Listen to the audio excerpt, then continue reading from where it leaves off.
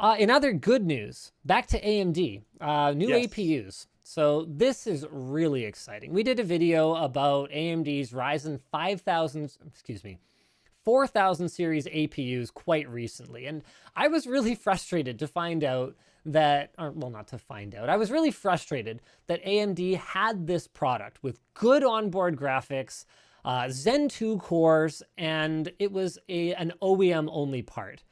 Now, usually, you think back, Luke, like to all the OEM only parts that we've seen over the years. Remember NVIDIA's GeForce 800 series? Or Yeah, me 300. neither. Yeah, Yeah. 300 series. Oh, Yeah. am I thinking of 300? Oh, I'm sorry. Whatever. I think it was both. Was it both? I think so. 8,000 series? Maybe it was 8,000. Sorry, 8,000 series. Did I say 1,000? Doesn't matter. The point is, remember these product generations that have been effectively skipped, except that they actually did exist, but only as OEM only parts that were basically just rebranded the previous generation thing. Absolutely nothing changed just to make it seem like it was newer and better.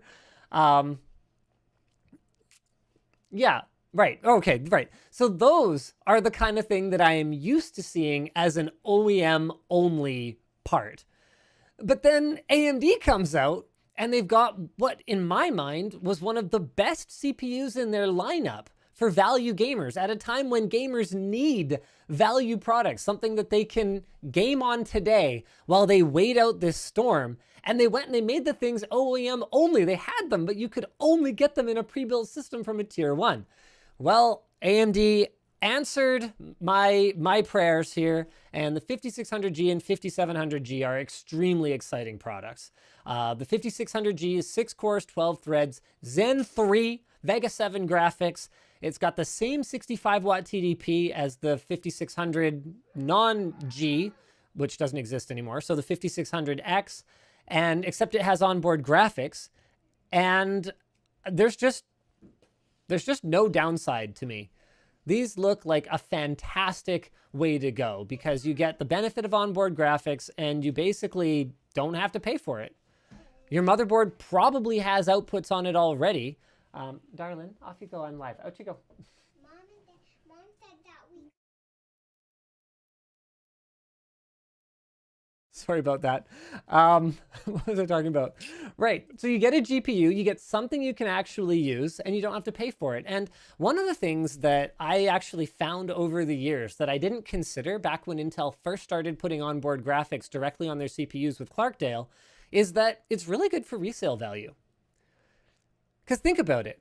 Just because you're going to have a dedicated graphics card anyway, and you don't need the onboard graphics, doesn't mean that whoever you turn around and flip that chip to, especially now that AMD is innovating so quickly with their CPUs that you actually could feel like you need to upgrade every generation or two. Whoever it is that you're going to turn around and flip that CPU to, well, they might not. Sorry? You don't. You don't what? I lost track. You said you might feel like you need to upgrade every generation or Oh, two. yeah, you don't. And I'm just this yeah. You know my opinion on people buying stuff way above what they need. Yes, but that's true. I just feel like it's getting worse. I don't know why. Maybe it isn't. I could be entirely wrong. But like the anger over the 3080 Ti pricing, and just like processors, like old processors are still doing so well. Yeah, you can still game on a 7700K just fine. I recently did a test. I'm potentially doing a home theater piece. This is totally off the side. Wow, this is quite the tangent. Okay, carry on, Luke. Sorry. I do want to go there for a second though. So I took apart my girlfriend's computer and we rebuilt it with some of my old hardware, right? Yep. So the stuff that was previously in Geodude is essentially my girlfriend's new computer in a new case.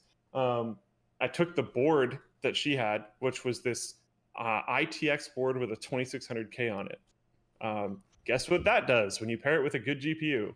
Pretty good.